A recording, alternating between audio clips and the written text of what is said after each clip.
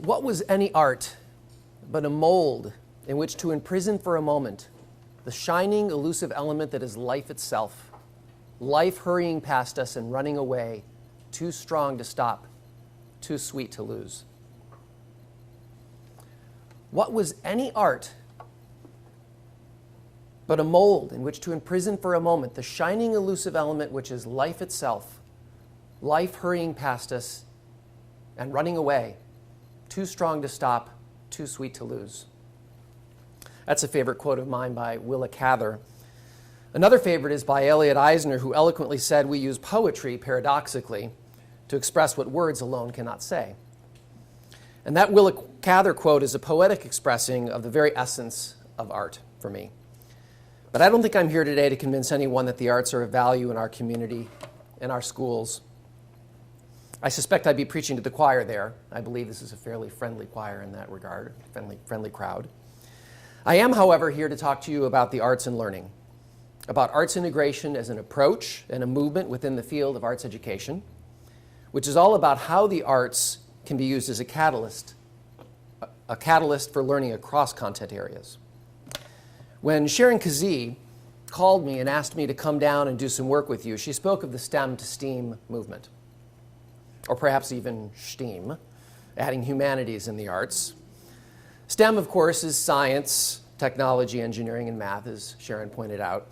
And I first started hearing about how STEM could be turned to STEAM about 5 years ago. I'm sure it was born a bit before that. But it's picking up steam, to intentionally pun for a moment, with an understanding and appreciation that STEM woefully leaves out a critical piece of the developmental puzzle if we're truly serious about developing 21st century learning skills. So I'm going to speak about arts integration, and I'm also going to speak a little bit about the role of teaching artists. And when I'm done here, I'm going to launch us into a series of mini presentations by our local presenters, each of which, in their own craft, I would consider artists. And I promise you that that will be a treat. Now, the focus today, ultimately, is all about the role of creativity and meaning making.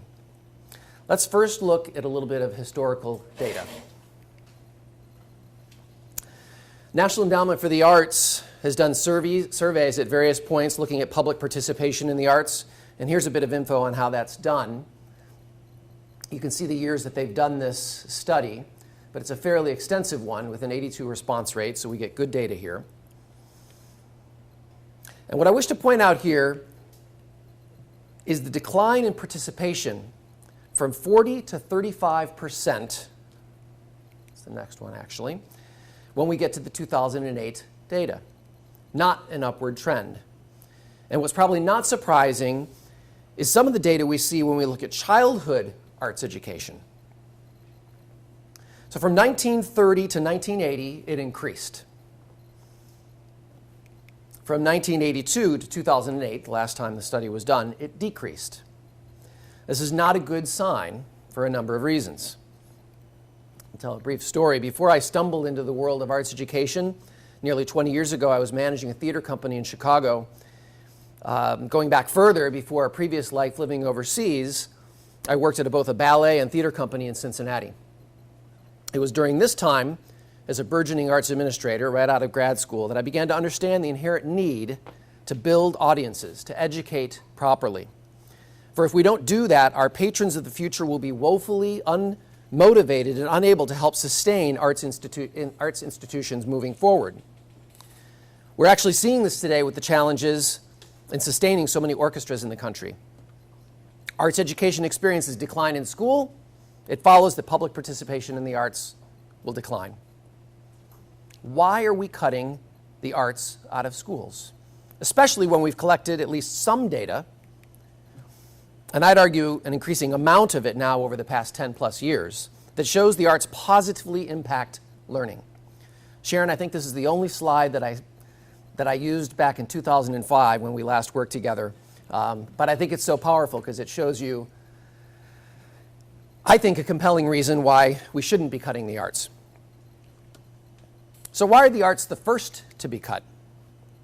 Well, they're affective. The arts are considered to be more about emotion, and school is about intellect and not emotion. Who here thinks we can truly separate intellect and emotion anywhere? So there's a risk aversion with embracing the arts. It's mushy. And we need to fix things, black and white, quickly. Tests, direct instruction. Yet it's so odd to me because contemporary learning theory, and truly learning theory that goes back to Dewey and Vygotsky, so not so contemporary, social constructivism, construction of knowledge, we understand, good teachers understand how good learning unfolds developmentally. But in practice, something really breaks down. And so, as we're forced to think a little bit differently about how teaching and learning unfolds in the classroom, we speak today of the need to teach our youth 21st century learning skills, or as we sometimes refer to them, critical thinking or higher order thinking skills. What does that mean exactly? It's a cliche. It's becoming a cliche, a very important phrase. For me, it means that we help students understand multiple perspectives, to appreciate that there may be more than one answer to a question, to learn how to deal with ambiguity, a critical skill as we move into an increasingly global, connected, and fast-changing world. To learn how to think, essentially, how to learn. But I would argue, in fact, that children already know how to learn, that innately they're born that way, just as they know how to be creative. The issue at hand and the true problem in our system is that we somehow remove these natural sensibilities at some point in their early years. How many of you have seen the hands that go up when you ask a class of kindergartners or second graders, who in the class is an artist? Almost all of them, right? Versus how many hands go up when you ask the same question to a group of 8th graders? Not so many. What's wrong in our system that makes that so? Maybe it's the lack of attention, energy, and resources we've placed on formally recognizing creativity as seminal to the process of educating our children. Take a look at this stat. The National Art Standards, which is a 41-page document, this is an older document, creativity appears 3 times, creative 15, and yet there's 74 uses of line and technique. There's something askance here.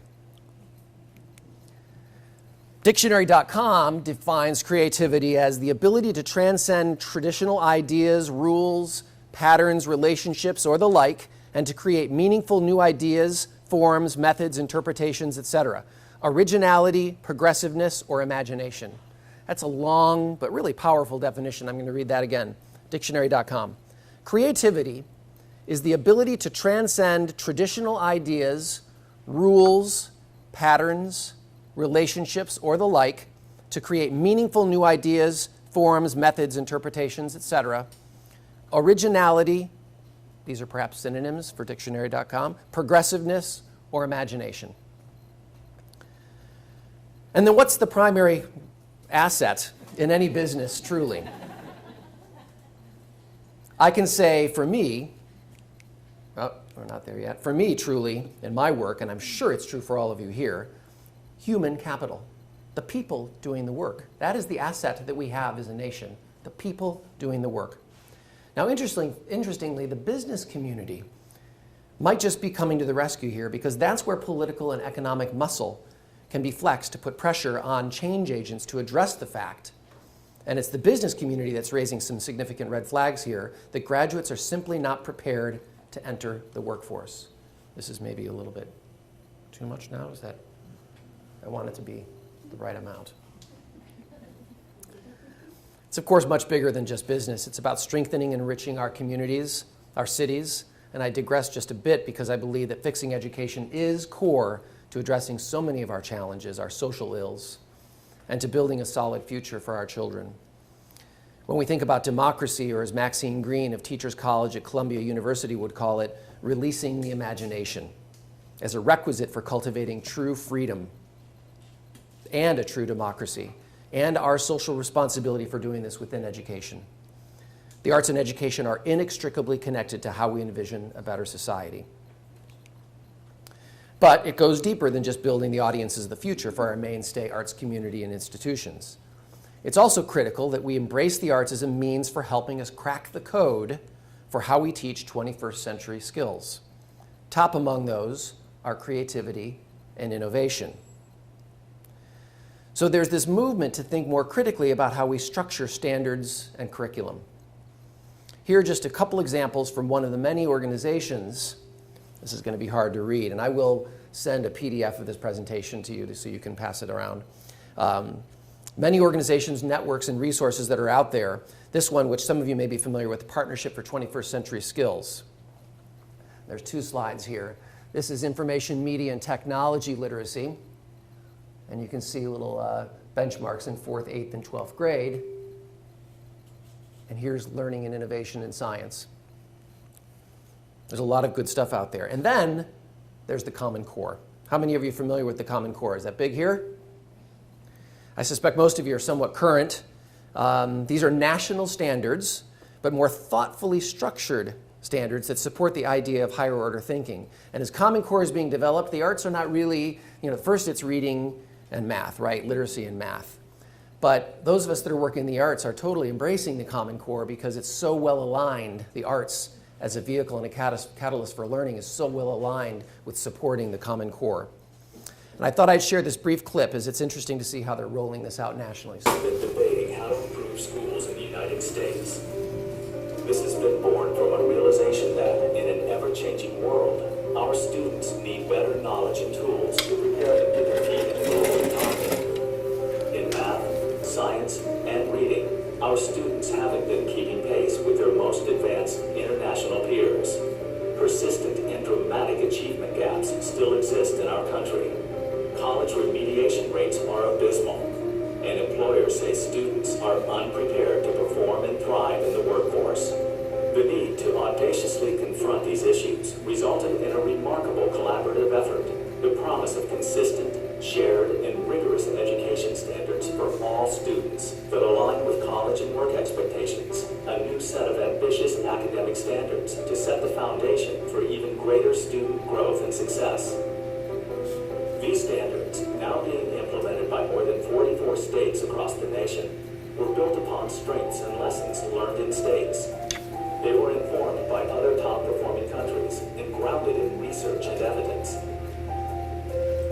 And practitioners, content experts, teachers, researchers, and leaders in higher education and business all came together to make it happen. These standards were developed by states and for states. They are the clearest statements yet about the knowledge and skills that students need to master in order to be prepared for college and the workforce. The standards were designed with great care to ensure that they were clear, consistent, rigorous, and relevant. All are undeniably important when it comes to preparing students to successfully meet the demands of college and the workplace. Thanks to the unprecedented collaboration among states, young people, regardless of their background or where they live, will be taught to standards that, once mastered, will have prepared them for college and career success. Take a glimpse into the promise of these standards as states do the hard work of implementing them with fidelity and care. Use what you hear to start engaging conversations, stimulate creativity in the classroom, help align expectations, and get communities involved. Find out why state standards are far from common.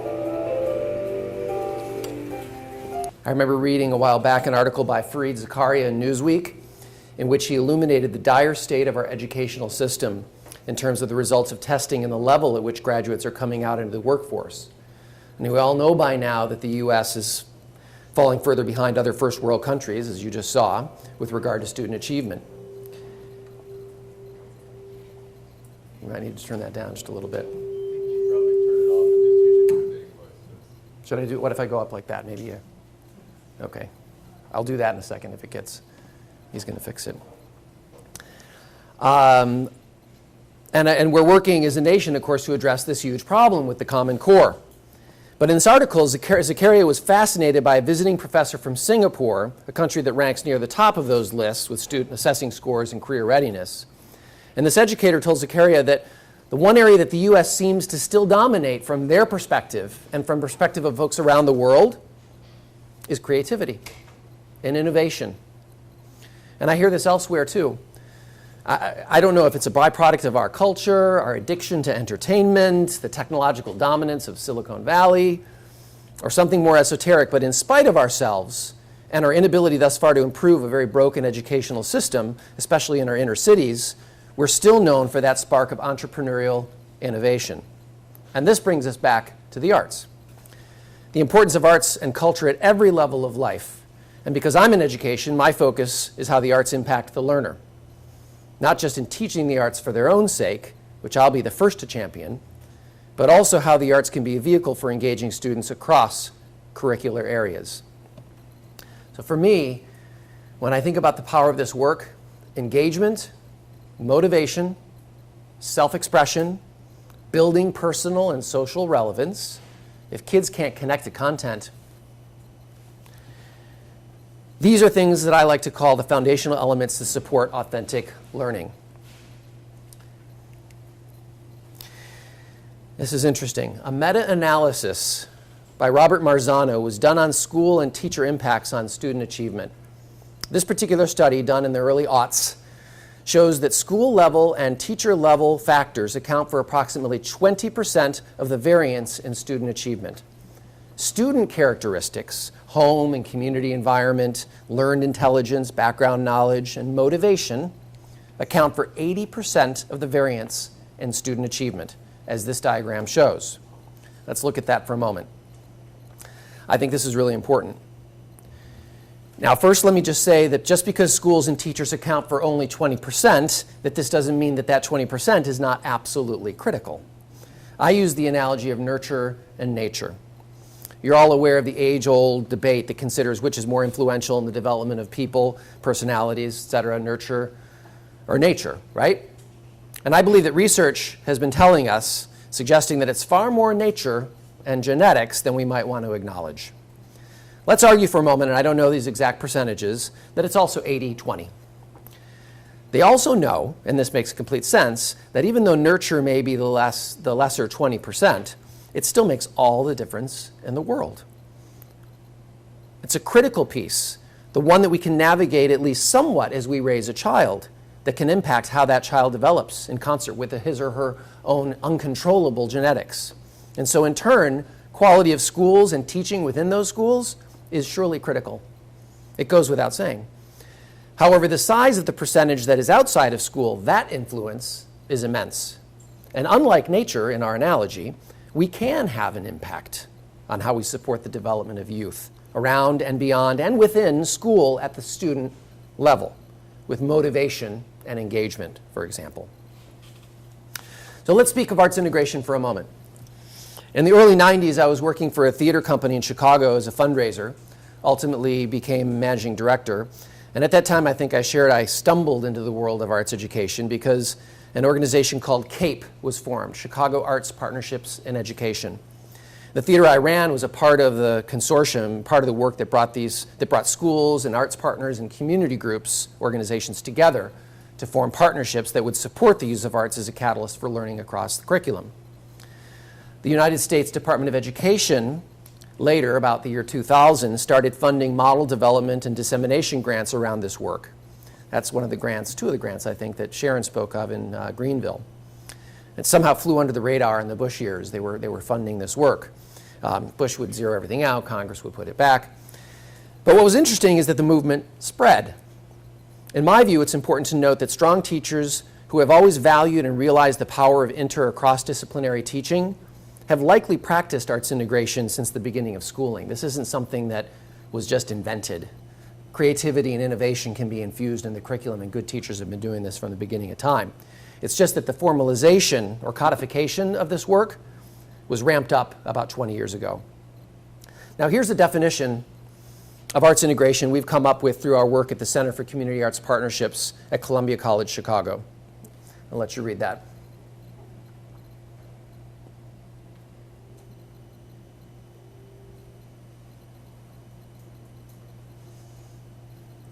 Now, whether you call it arts integration or multidisciplinary teaching with creativity and the arts as a component, it's about developing an environment that supports meaning making. The learning spiral is part of our model, and I'm going to share that with you I'm actually not going to go do that because it's going to be a little bit of interruption to try and close this and come back. I can show it to you at the end. But this is a book called AIMprint, New Relationships in the Arts and Learning. It's a book that we publish out of Columbia and the Center for Community Arts Partnerships, which is where I work. And it's a case study with teaching artists, teachers, principals talking about this work. But there is a fundamental model that we've developed. It's not the only model. There are a lot of approaches. There are different definitions. I'm going to give this book to Shannon for your library. You could hopefully use this. And I'll come back to the learning spiral, but it really talks about how learning is, it's not a linear process. We come back over and over and we discover new intentions when we incorporate the arts. And we use the arts as a catalyst for activating different points along the inquiry instructional process. It's not just about drawing a picture at the end of the lesson. A big piece of the arts integration movement is the development of the teaching artist field. Oh, that was the environment slide. Let me catch up here a little bit. Teaching artists are practicing artists who are brought into the classroom to team teach, to work with the teacher to develop augmented lessons that powerfully engage students in the curriculum in new ways. The arts help make learning visible, and it's about activating, as I said, various stages along quality instructional, inquiry-based instructional processes that's what this is about. I think it's important to say that a false dichotomy emerged in the 90s around arts integration. Arts integration purists thought it was a sneaky way to bring in the arts and that it would slowly erode teaching the arts for their own sake. Nothing could have been further from the truth. That the arts specialists in the school would be nudged out. That was not the point or the purpose, and it's not what happened. Art specialists, the music teacher, the drama teacher, were championed through their work. They became more visible leaders in their buildings, and they helped demonstrate that it's not an either or, but an and. They loved artist colleagues coming into the community to broaden the exposure and to help demonstrate that it's as much about process as it is about product, and to help powerfully show that the arts are a wonderful vehicle to help us make meaning. We make meaning as learners when we have the opportunity to develop and understand our own sense of inquiry. When we learn how to ask open-ended questions, contended questions that require real exploration. When we gain skills to search for information from various sources, but not just gather that information, sort it, organize it, synthesize it. We make meaning when we learn to make judgments, to render opinions based on complex sets of information that we've been taught and motivated to assimilate as part of the inquiry process. We make meaning when we demonstrate, as Elliot Eisner points out, that there's often more than one answer to a question. I said that earlier. Understanding and learning to appreciate and learning to develop multiple perspectives cannot be underestimated. What kind of skills do the arts promote? Because we need to use language beyond just critical thinking skills, we need to explain what that means. These are only a few, but very important. What kind of attitudes do the arts promote? Because these are attitudes that are equally important as skill development if we want to see success after school is through. After all, after college readiness comes career readiness. One last slide. We're on a roll here. The Ruth Bernsteins wrote a book called Sparks of Genius, the 13 thinking skills of the world's most creative people. They argue that creativity is cultivated, and here are those 13 skills. This is a nice higher order thinking list, in my view. And I think many of you can already imagine or are aware of, in your classrooms, if you're teachers, how the arts can support these kinds of skills.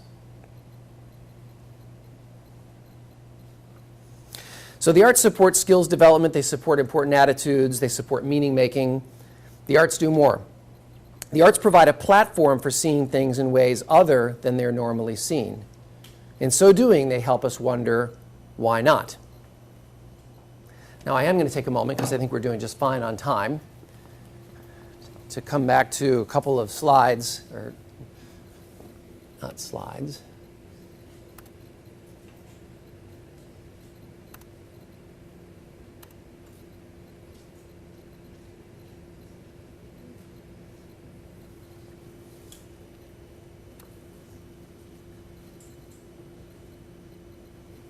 No? Oh, okay, there we go. This was developed by one of my staff members. One of our projects at CCAP, we have 2 of these model dissemination grants going on right now in arts integration. And the second one is called TEAM, Transforming Education Through the Arts and Media. And because Columbia College, one of the nation's largest arts, media, and communications college, we have digital media technology infused with the 4 classic art forms, right? So folks like working with us because it's not just theater and dance and music, but we're able to bring in journalists and photographers and filmmakers and so forth. So the grant that we've got, it's the 3rd grant we've got, but the second one at the moment with its arts integration is looking at technology and media and activating expertise and faculty on campus to work in the schools and help create media literacies in the school. I've got another slide I'm going to show you here. How many of you are familiar with Prezis? Anybody? That was great for me to discover the Prezi, which is, I think, today's PowerPoint. They can be a little bit, you can get a little nauseous if you kind of like going back and forth. I'll show you this in a moment. It's a way to kind of between images. So I actually just came up with a couple that I wanted to show you from this presentation.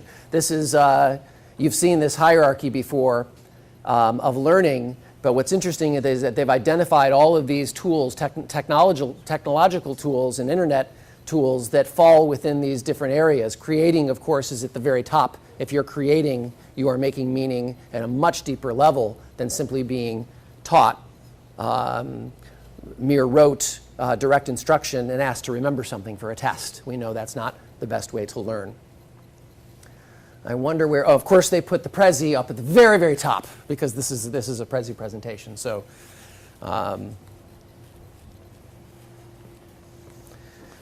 also interesting when you think about the STEM piece. I'm going to come back to the other team here. Oh, there's the learning spiral. Okay, so I'm going to show you this.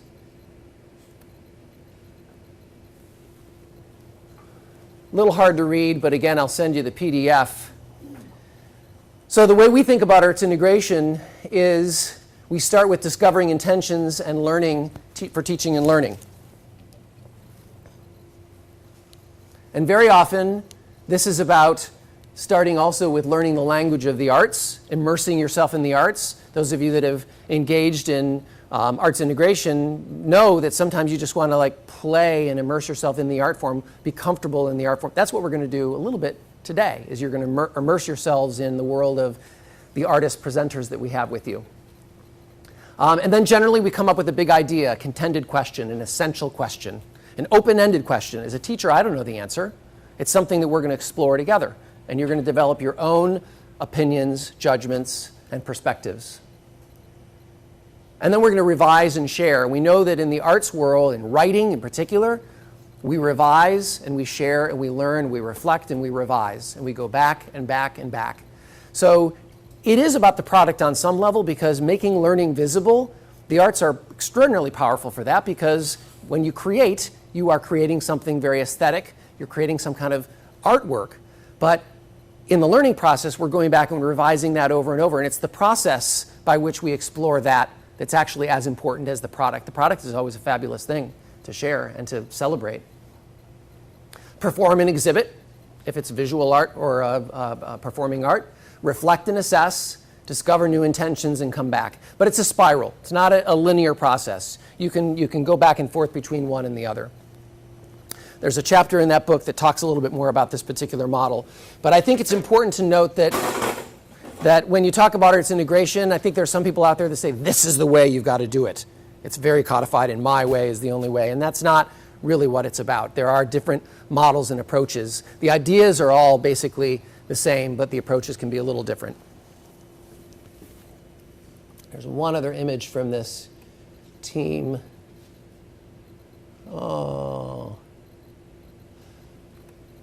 Okay, so I'm going to have to look for it because it's not here. This is the Prezi.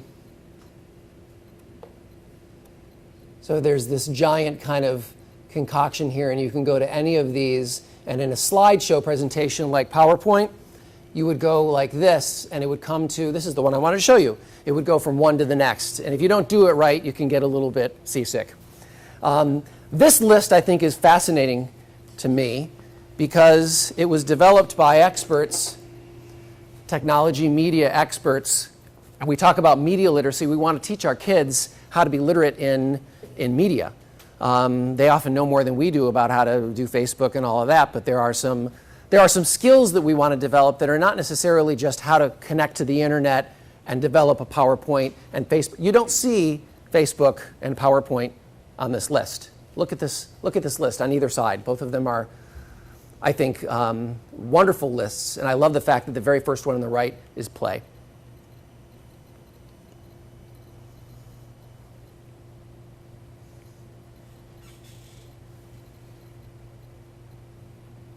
This project is taking place in the west side of Chicago in a neighborhood called Austin, where violence is very high. It's one of the most dangerous neighborhoods in Chicago.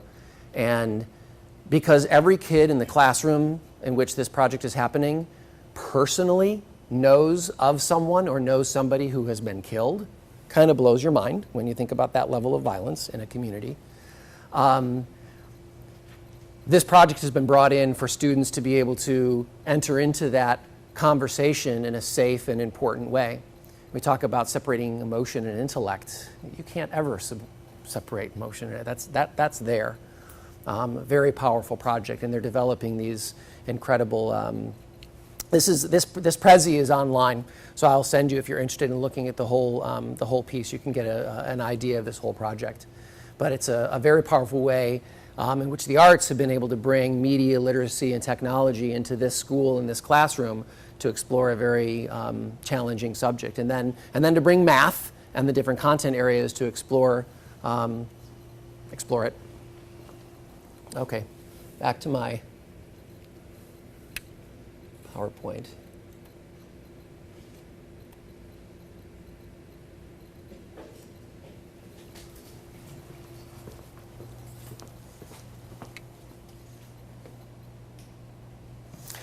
Elliot Eisner, who I've mentioned a few times now, perhaps some of you know who he is.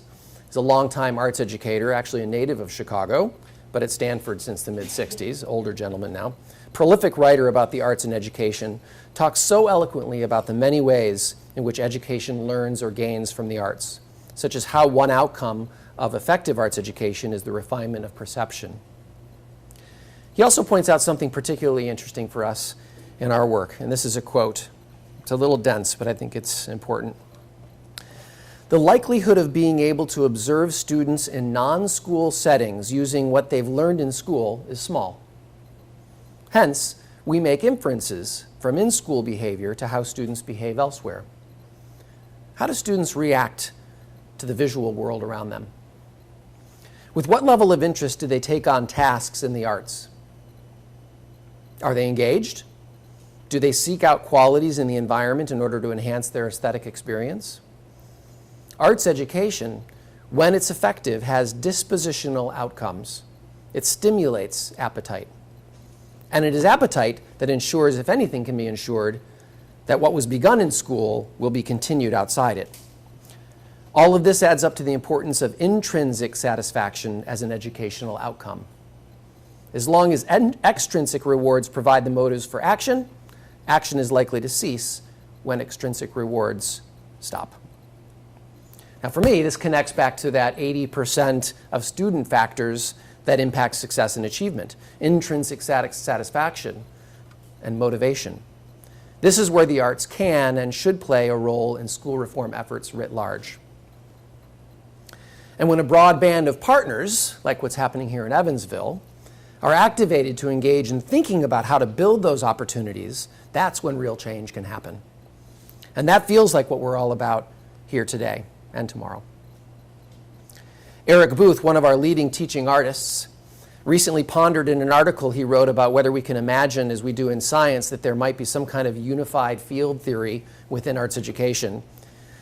He's moved to think about such things given how assertively we're all trying to learn from each other. And he writes, "In order to unify our disparate arts, we need to find the quintessential elements of that human experience. And if we can agree around that unifying principle, I believe we can begin to answer these challenges in a powerful way by experimenting boldly to bring people into the common, universal, highly valued human experience of art. Not just those who already value the arts, but also those who aren't in the club and don't think about or care about the arts, yet yearn for fullness in their lives. We need to move the experience of art to the center of our intention and reclaim Homo sapiens' cultural birthright of artistic engagement.